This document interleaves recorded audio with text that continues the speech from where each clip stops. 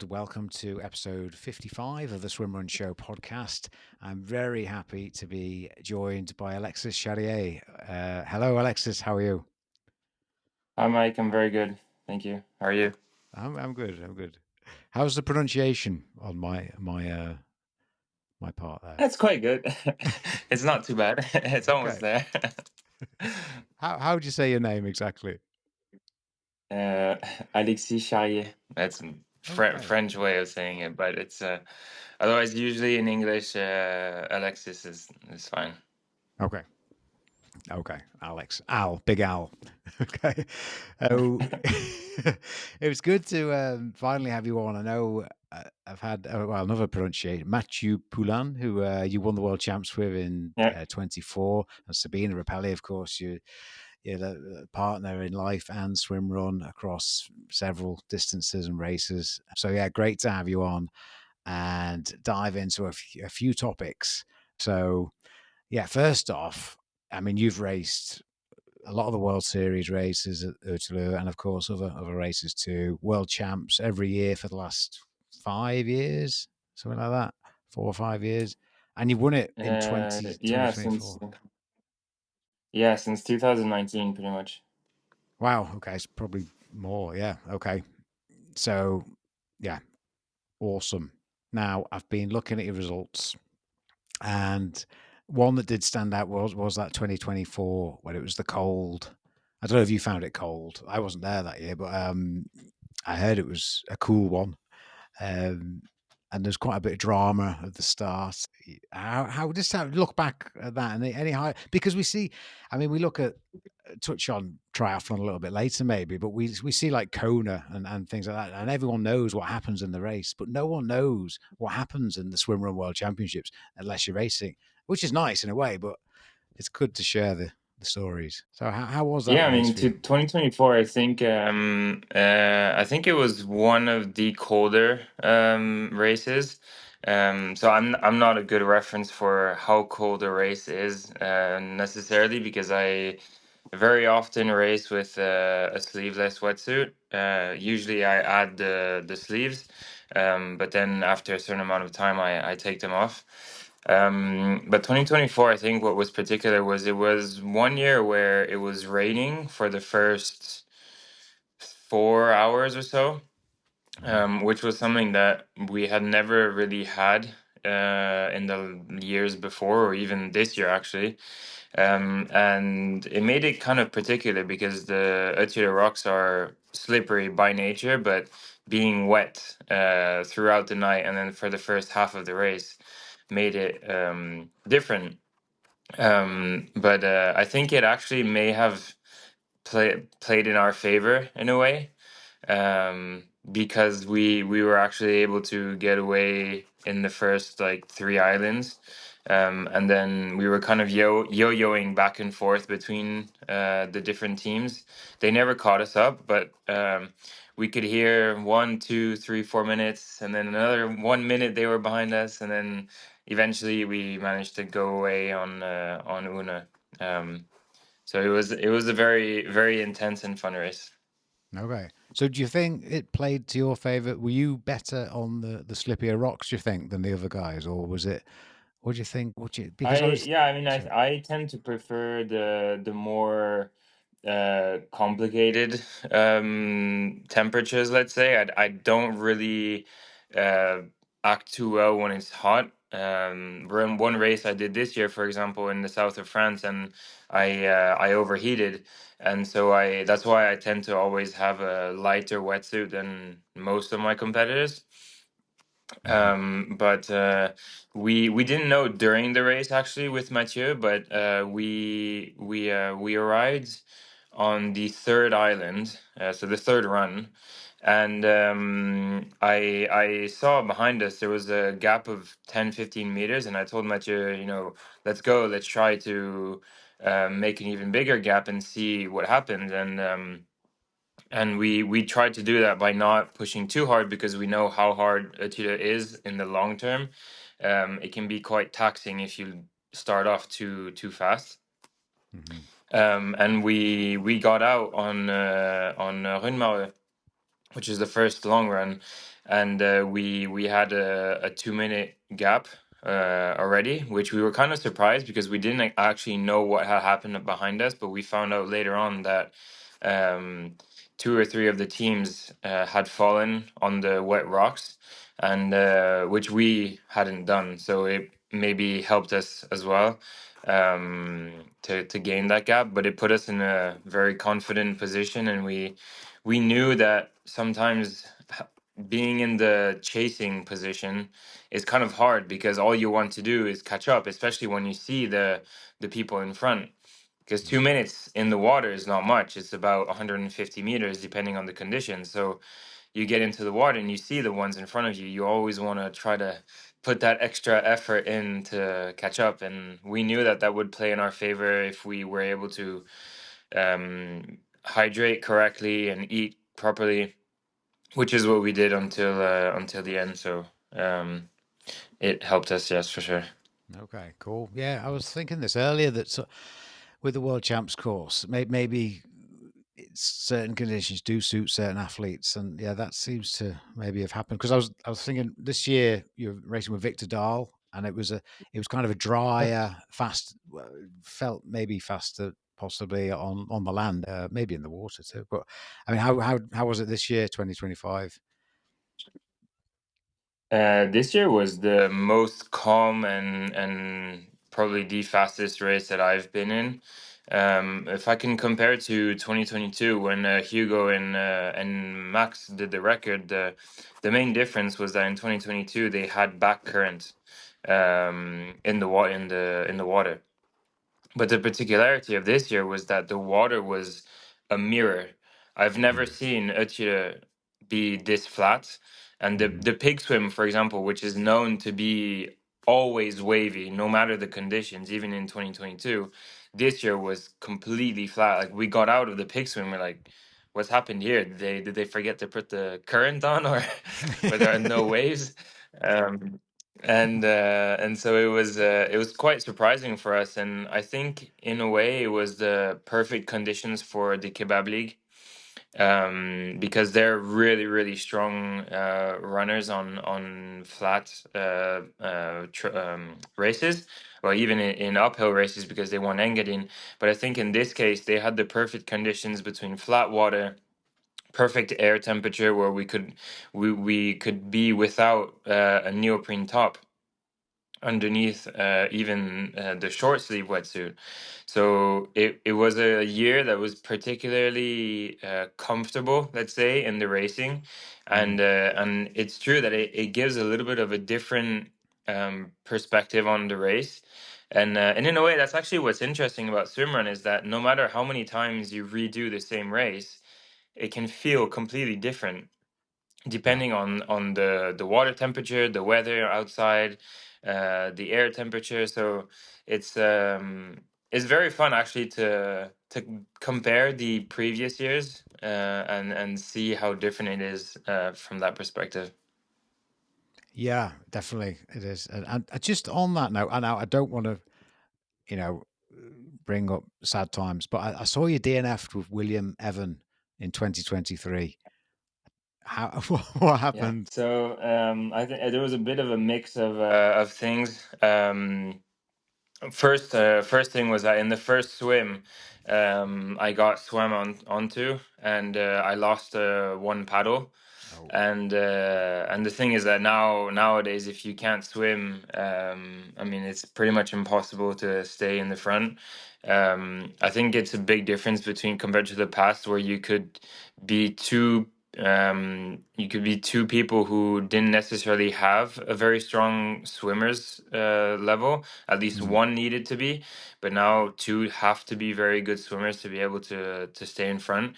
And so having only one paddle, we constantly tried to push on the runs, and we realized after the race that actually we did some of the fastest runs on that year, and probably taxed us too much getting into the second part of the race. And on top of that, that same year I had done a kind of a long COVID. Oh, okay. So having to have to push harder than what we necessarily would have wanted to in the running portions. I think the combination of the two didn't help, and getting on Una, I started vomiting, and it started getting too difficult. So we took the conscious decision of stopping and not really necessarily pushing the body further than what could have been healthy. Hmm. And yeah, of course, looking back to it, I think on the day and on the spot was a hard decision to make. But both William and I are very good friends, and we have fond memories of the race. And I think it's also a lesson in a athlete's life.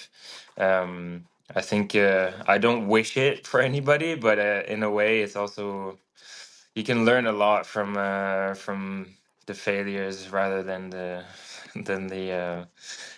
ups, let's say. Yeah, that is very true. Very true. Thank you for sharing that. I love hearing the tough times as well as the winnings and where it all goes well. But how did you get into swimrun then, Alexis? How when was that? I discovered swimrun in 2017 with my dad.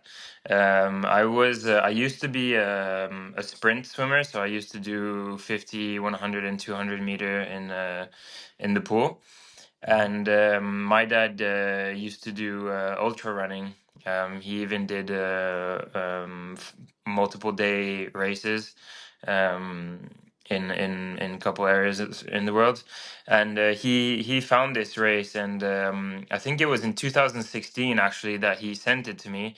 And I was like, "No, you're crazy. I do maximum 2 minute or 1 minute 50 races in the in the pool. I'm not going to do a 42K race because obviously he was interested in doing the longer portion, Yeah. and it took him a year to kind of convince him for me to do it, and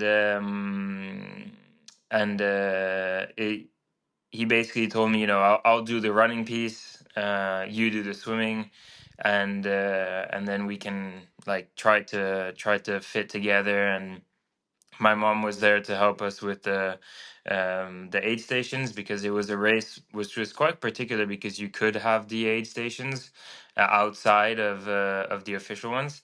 Okay. And so he convinced me to go in Costa Brava to do the 42K there.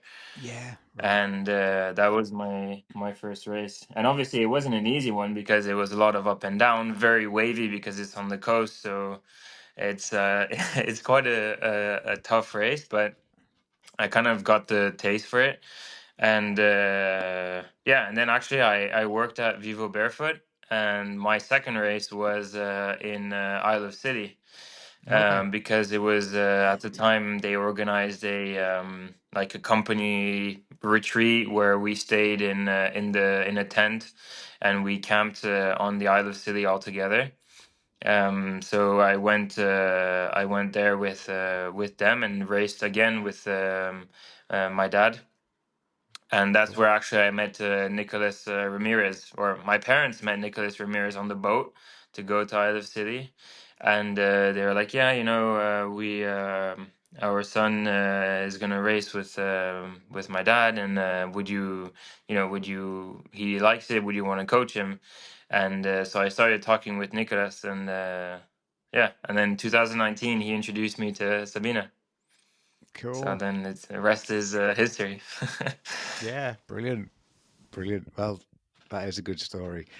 Good stuff. And so you used to do sprint swimming. Was that like was that in France, college, school level? Yeah, until I was about 18, I didn't have a very high level compared to the level there is in France, because there's a very, very good swimmers in France. And I did like the low level, kind of what you would call nationals today, um, Okay. but never went into final, never went into any particular big events, or I wasn't in any particular coaching club either. Okay. So that is quite unusual. So you were just a pool swimmer, and then you did a 42K swim run.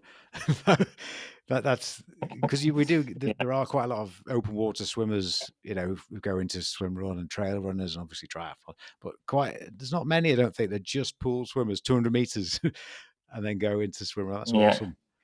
Yeah. Yeah, I mean, I guess I also did some well, I did a lot of rugby at the same time as swimming Okay. up until I was about 16 when I did the last 2 years only swimming. So I guess maybe the fact that I was doing the two together was like a preemptive phase to swim run. Yeah. Yeah. Yeah. Yeah. Sabina tells me. I don't know if there's a rugby link here, but did you go to university in Leeds? Yes, yes. Yeah. I did my Okay. master's in Leeds. Cool. Cool. Yeah, I That's studied actually on my university years. I studied in the UK. I did my bachelor's in Wales and my master's in Leeds. all right. Where did you do? Where did you do it in Wales? I was in Swansea, Swansea. Brilliant. which was really nice because the university campus is on the beach, so it's Yeah. quite particular. Yeah. Yeah. Perfect. Cool. Okay. So, and then yeah, it just went on. Sabina Rapelli, obviously, you've raced loads with after meeting her, and you've raced with quite a few partners over the years, and I'm sure we'll see you on the 2026 circuit, which we'll get to. But I just wanted to talk a bit about the with this World Triathlon Federation kind of voting in swim run and fitness training or whatever it's called, fitness racing or something, um, high rocks type stuff. How it's gone with France. So we all, most people involved in swim run know that the swim run in France has gone under the umbrella of the French Federation Triathlon, and it seems like it's booming. Great, great guns, and the youngsters are coming through, and it's all going well. So, well, on the ground, as yourself, how is it going over there with the federation? Yeah, so it's been a couple years now that actually the federation is very interested in swimrun.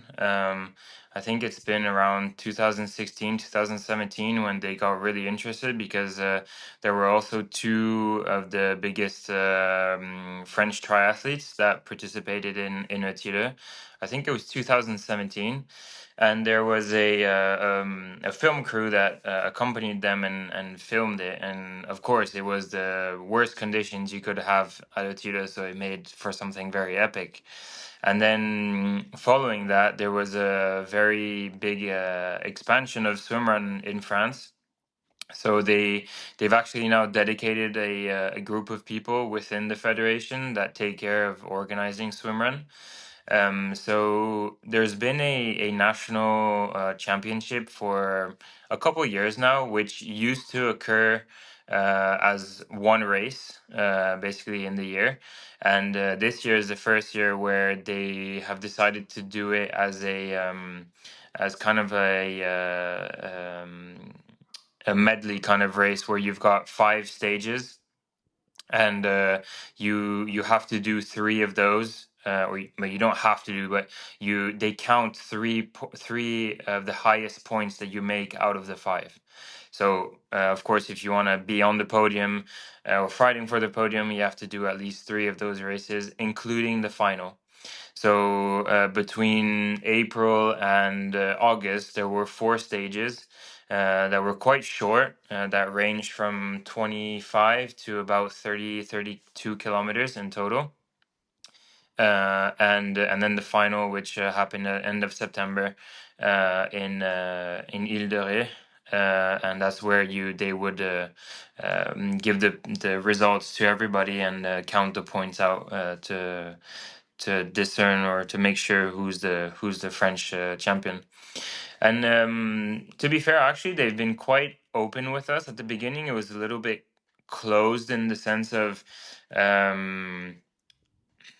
the kind of triathlon federation that was trying to bring on a new sport. So obviously, they don't put much money. They kind of see it as a secondary sport. But after a while, they realized that actually France was the biggest country, surpassing Sweden now. and having the most people participating in swimrun. So now they've invested a lot of money, or a lot of money, more money into swimrun, and they're very close to us in how they organize things. They ask us a lot of questions. We have a WhatsApp group where they always check with us. You know, what are your ideas on how we can improve things? They share news with us. So I have to say they're very involved in the development of the sport in France. That sounds brilliant. So they're open, they're listening to you.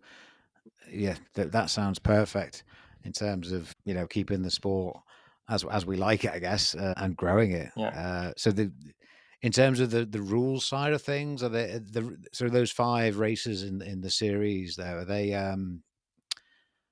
they just, it's just normal swim run? Yeah, there's no extra rules that are being brought in. No, well, that's actually one thing that we've really insisted with them is that we would like, or we do not want swimrun to become a triathlon like sport. Not I got nothing against triathlon. It's just in the sense that the difference between swimrun and triathlon is that triathlon, you're on a very specific course where you swim, you bike, you run, and the rules around it are very precise and very strict in what you're able and what you're not able to do. Whereas swimrun is born kind of, I want to go to this place. How can I go there swimming and running? And how can I do it with my friends and have fun? So of course, over time, with the fact that we want to be competitive, there's more and more championships. We go more and more, we go faster and faster. But the essence of the sport is still the same. You can still have a pair of shoes. You can still have even just a speedo to wear, paddles or no paddles. You could have a pull boy or no pull boy, and you can still participate in swimrun. So what we've really kind of push them to do is to still respect kind of that freedom that you have in swimrun, that to not make it something that is so legislative that you're not able anymore to have fun in the natural way of the sport that was initially intended. So of course you have to have some rules. You have to have, some clearer indications of the course. You need to be a little bit clearer on the specific distances, maybe. So there are some things that need to be considered to make it more federalized and more professionalized, if you can call it that. But even though none of us are professional swim runners, we wouldn't be able to live off the money that's made in swimrun.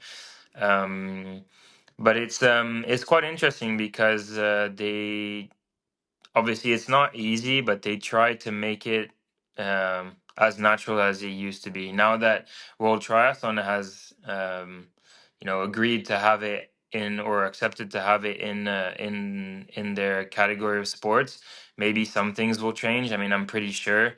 Um, you can even see in some of the stages that we had this year where in swimrun we're kind of used to having very wild trails, wild swimming. If there's waves and wind, we don't really care, we still go swimming, Hmm. which is quite a big change compared to triathlon, because we often hear, there's too much wind, there's too many waves, no swimming. It Mm. becomes bike and run kind of thing. Yeah. So, we seen it on the 2 first stages that we had this year where it was extremely flat. It was actually inside of a base camp kind of place where it was flat roads, flat water, and very specific, very specific portions, and you had to do 3 loops, which was cool because you could see the people could see you come by multiple times. But obviously for us who are used to kind of Engadine or Yeah. Ute or OtillO, we're used to kind of those very wild places. So it was a big change. So obviously I think if they want to attract people, you have to make the courses easier. But yeah, Mm. they have to try to make the correct decisions to make it stay the sport that we know. Yeah, yeah. I guess there might be different types of swim run. Like there's different types of triathlon, different types of running. Like I mean, look at running. There's track running, there's marathons, there's trail running, there's sky running. You know, there's multi-day. Yeah. So yeah, obviously we're a long way off that range, I guess. But yeah, no, it does sound good in France. And it definitely looks like the youngsters are coming through.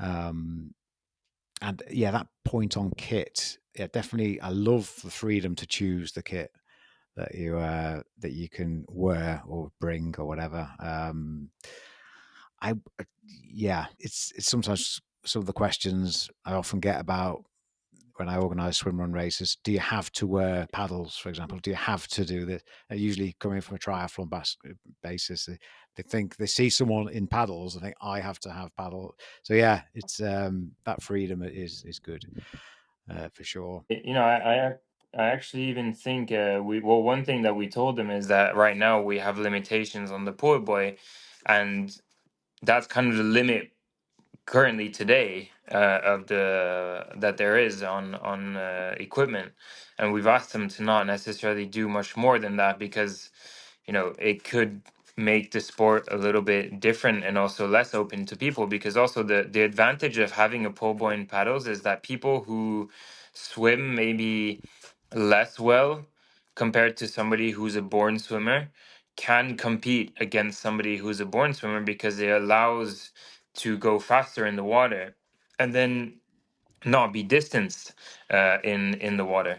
Whereas if you do a race where there's smaller pole buoy and no paddles, I think it could change the dynamic of the race, and I mean for sure it will change the dynamic of the race. And already today, where if you're not a swimmer, you're not in the top five, it's virtually impossible, because I mean you gain so much time when you're able to swim fast. And there's actually a very fun race for anybody who wants to try kind of the original swimmer, and it's a race in Sweden called Angalopet, where you are not allowed to have a rope, you're not allowed to have pull buoy paddles, and men have to only race in either a speedo or a shorty, Mhm. and women can wear a top, obviously. Um, but that's it. So you only have shoes, your bottom part of your wetsuit, a pull buoy, and your goggles and cap, which is very fun because it's in like the wilderness of Sweden, and it's like you live it really like to the original state of how you can race. Okay. Yeah, I've heard of that. I didn't realize there's those stipulations of so you're not allowed the paddles and you're not allowed a swim run wetsuit, but you okay. Yeah, but And you you're can't have allowed the rope either. you can't have the rope. Is it teams only? Or Teams only, and okay. it's very fun because it's super technical, and it's yeah, very fun. I did it with Sabina, and it was quite fun because at the time she wasn't swimming as she is now, and Mm. it wasn't as easy than it is now with the rope. Yeah, yeah, different. Yeah, changes the mixed category maybe, or changes a lot of teams actually. Yeah. Yeah, cool. That's how I think I did Engadin in 2015. No, I had a wetsuit, yeah, but I no paddles. I did have a pull buoy, I think. But yeah, yeah, I need to do that race for the old times. Yeah. Okay. That's an interesting one to check out, guys. If especially if you haven't got any paddles. Uh, um, okay, so next year then, what are you looking at in terms of your races, your calendar? I haven't signed up for anything right now.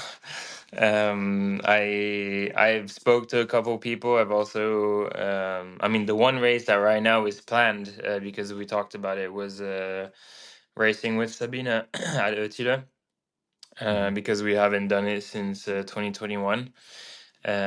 So that's going to be a fun race. And then I would like to do again the French Championship, because it should be the same format that we have this year. So with 5 races or so, and one final. So I'm trying to find a partner for that, because obviously to be within the ranking, you have to be two French people, whether it's in men, women, or mixed. And Yeah. Yeah. Okay. yeah, yeah. So you can do the race if you're not French. If you have to have a French triathlon license, so within a club in France. But you can race with anybody. So I could race with Sabina, for example. The only thing is that we couldn't be French champions because she's not French. Okay. So that's Interesting. also one rule uh, Yeah, that that is sounds very there. French. So, Well, I mean, in a way, I guess it's kind of logical because if I go to the UK or to Belgium or to Spain, I couldn't become those countries champion because I'm not from the country. So in a way, it mimics all other sports in that sense. We're not used to it in swimrun. yeah. And actually, it was coming back to the previous question, is that it was something that actually was kind of a point of discussion within the people who were in the group, because swimrun originally is a sport where country doesn't matter. You can race with whoever you want, and the country does not come into count when you're racing. Hmm. So when originally, even I was actually excluded from the group because I was racing with Sabina. And we found out about the group through friends of ours that were in the group, and I was kind of surprised because for me, swimrun is just racing with anybody that you want to, and that's the beauty of the sport as well, is that you're not limited with who you can race with, and then eventually, that when I raced with William, that was when I actually became part of the group because I was racing with a French guy. Okay. So yeah, Yeah. I Okay. mean, it's up to discussion, I guess. It's not my preferred thing, if I can be completely honest. But Yeah. I also understand the point of view of the federation, where if they want to invest in their athletes and they want to invest in the country's future talents, Mm. they also need them to be from the country because they can't really invest in people from other countries. So I understand also the perspective, and I think that's the biggest change that there is in swimrun within the federation. Yeah. Yeah. So yeah, Yeah. It sounds like it. Yes. um, Make. Sorry. I go for it. Oh yeah. Yeah. No. It does kind of make sense because the federation, national governing bodies, is what we call them in the UK. They have an eye on the Olympics and things like that. They potentially get funding from Sports England. Becomes a little bit political. So, in terms of funding streams and Olympics and all that, that's all linked to money and funding, isn't it? So, yeah, that kind of makes sense that it would be um, on your nation, if you like. Um, Yeah, yeah. So that because I was a bit confused when I was looking at the results of the French race series there at the Federation one because there was only on the results there's like what 30 something, which I was like that must be more than that, but it's because some of the people who aren't French aren't on there, and some people who do the races on. yeah. Yeah, okay. So there was it's a bit like the My Swim Run Championships, I So think, where so Cote d'Azur, yes, the results of the My Swim Run Championships final is a relatively small amount of people, but it's because they were the ones that qualified for that championships within the Cote d'Azur race. Is that right? yeah, Yeah. exactly. Okay. So when you participate in the French championship, similar to my swimrun championship, you can either choose to be part of the French championship, or you can choose to be part of the where you like the normal race, let's say, where you're not part of the French championship. And the other thing is that to be able to have your points at the end of the championship, you have to have raced with the same partner over the three races Okay. that count for your points. So, what it avoids you doing is that you don't. start with one partner, kind of blitz the first two races, take the points away from the other teams, and then change partner, blitz the next three. And since you've won uh, all of them, nobody's able to compete with you because you've taken all the points. Hmm. So actually, some people actually had partners that even had injured themselves, and they're kind of like, "Well, what are we supposed to do now? I've already had my points. Can I sign up with somebody else?" And the condition was that basically you would cancel the points that you had before and start fresh with your new partner. Right. I hadn't And thought that's that why one. also Okay. you see, yeah, not so many people in the final because you have to last the whole the whole season to be able to have your points count. Okay. That's even probably more of an interesting factor than the nation thing, because yeah, in OtillO races and all the other races, yeah, there's loads of partner swapping, isn't there? But I guess with this point Yeah, system, yeah, that's interesting. I'm just looking at the results. I see Arno. I mean, my pronunciation is going to be awful here, but Arno de Lustrek, who's the kebab lead with yeah, Jerome Gugan. They won the series. So, yeah, they're obviously, we know they're good. And then second, Alexis Charrier and Remy Andrade, second place. Well done. yeah. So yeah, some recognizable names from the swimrun world. That David Pasquet, I see. I mean, I don't know all of them, but there's quite a few there. So that's cool that yeah, the top swim runners are actually taking part in the series. That is good. Yeah, because we all wanted to kind of participate in it, and since we're the nation that has the most swim runners, and at the moment a big density in the top swim runners in the world, even Yeah. um, it was good to kind of put it forward and all be there to support a little bit and do at least what we can. What we can, sorry, Hmm. and Yeah. yeah. And on a club level, on a triathlon club level, I've heard that each club, to get the funding for the triathlon club, they have to organise a swim run race within the club or something like that. Is that right? Yeah, so there's a set of like points that the federation has put together that the organizing body or the organizing club that takes part in the French championship have to have, for example, a initiation for a swim run within the club. You have to have a certain set of there's a guidelines that need to be respected to be able to organize the race.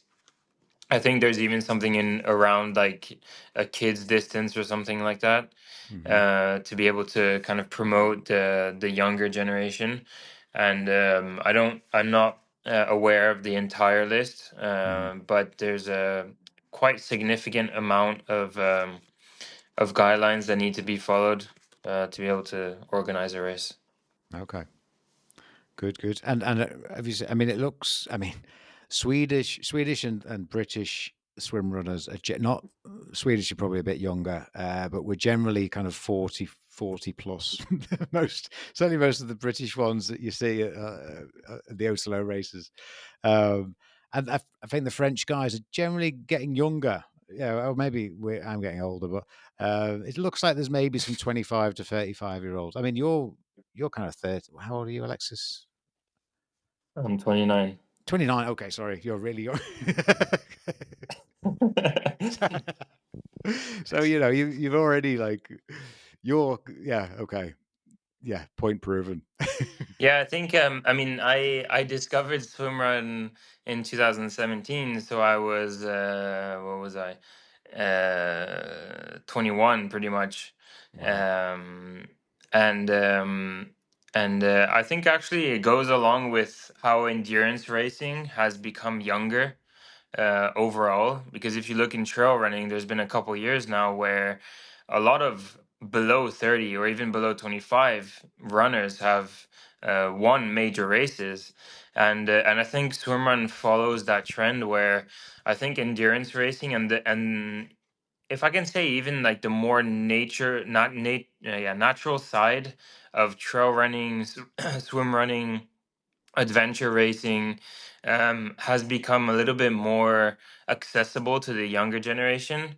Whereas in the past, you would always see like ultra runners are above 35 or even above 40, and you have to have a long history of long distance running to be able to participate in those races. But nowadays you see a lot of young guys or young women that can participate in these longer distance races, Mm. and I think it goes hand in hand in a way. And one thing that the French Federation did this year was, rather than have only what you can call elites within swimrun participate in the camp that we have every year, because every year they organize like a 4 or 5 day camp that where we all come together and train. This year they actually decided to open it to the younger contenders and to women. So they really wanted to promote within the sport to have more women come in and see that it's feasible to race at the level that we race at, and also to the younger guys, don't be afraid of participating in the events because you can do it. Um, you don't have to be older to be able to do those kind of things, and I think it's important to also do that because we also see, and Sabina says it all the time, that there's less and less women. It feels, at least, that there's less and less women participating in the bigger races, and for the French Federation to put forward the younger people and women, I think it's great. It's very good to promote the sport. Yeah, I mean, definitely. Just rewinding a bit. So there's a 4 day, 4 or 5 day camp that the French Triathlon Federation put on for who is that for the top swim runners? Is that you guys, you and on the Kebab League and those guys, or is that open to any of you guys, or how does that work? Yeah, so initially they organized it around what you like the elite French guys, if you can call it an elite. And so the best teams would be invited to participate in a couple day camp where we would come together, swim run, and we would exchange a lot and participate in training. And this year they decided to open it to people, like they're still the best, like best women, best young guys. But they went Yeah. outside of the normal amount, and they told us, would you rather have less people and have only the elites, or would you have and have also more money for you, or would you open it to more people, have more people be initiated to what you guys do, and have less money per person? And we all agreed that the latter was the more interesting because we need to open it to younger people because that's the generation that's going to be next. And an example is that two of my friends that are in the French top guys are going to have kids next year, so that's already two guys that are out of the team, or that are out of the possible partners. So when you count the number of people that are able to race at the level that we want to, already two guys out is is a lot. So if Mm. we don't have the younger guys come in, it's difficult to maintain the number and the level. Yeah. Yeah. Okay. You guys are well ahead of all the other countries, and this is reflected in the result. Look at the world champs this year. Top team, the Kebab French, both French. Hugo Tormento, second place with Adriel Young, Australia. So yeah, that was one Australian flag there. Third place, Reme Andrade and Tom Relate. Pronunciation awful. French. Alexis and Victor. Victor's Swedish. Well done. And Thomas Stefan, Alexandra Dumoulin, fifth place, both French. So yeah, just looking at the results, you see all the French flags. A few Swedes dotted in there, but not many others. So yeah, I mean, it makes sense. So I wonder. I mean, it makes sense for other triathlon federations to copy the French model if that's is on the agenda. I don't know if it is or not. But seems to be working, and they're listening, which is cool. I did wonder, do they have? We talked a little bit about the rough, when there's rough water. Maybe that hasn't been an issue yet with the French races, but temperatures. I see a time. I mean, it's quite funny. I mean, we've talked. I mean, you don't mind a bit of cold water, and I don't mind a bit of cold water, but the Arc Vig, classing that as a wetsuit yeah, giving that all of that freedom to choose what you get, because I usually choose my swim run wetsuit based on the running rather than based on the swimming, because I Mhm. get hot on the run, so I can cope as long as the swims aren't too long. I can cope with most things, but I can see a time when it becomes more of an issue. Maybe the temperatures. Hopefully not soon, and maybe that'll just be. OtillO will always be, that kind of vibe where they don't, yeah, whatever, we're going to do it anyway. I don't know. Yeah, Yeah. it can. I mean, it can be where OtillO is the Iron Man of swimrun, Mm. and there comes to be, I don't know, a instead of there being a T100 or a world triathlon race, there's there's that kind of faster, more regulated racing. I don't know.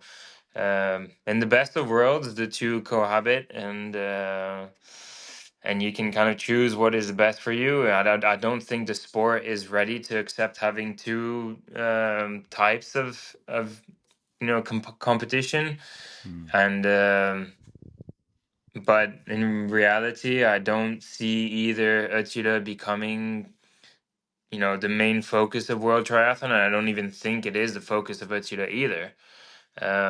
So yeah, Mm-hmm. I think inevitably there will be changes that can happen, but in a way, maybe it's also a good thing where it can attract more triathletes, maybe to the world triathlon version, and original hardcore dudes and girls want to go to the races. I don't know, but there's also other races such as one water race, which is like the more extreme swim running. That's not Mm. accessible to 99% of the people. So Mm-hmm. yeah, I think everybody needs to find their own kind of what suits them, and we'll see what comes out of World Triathlon. Yeah. Yeah. Yeah.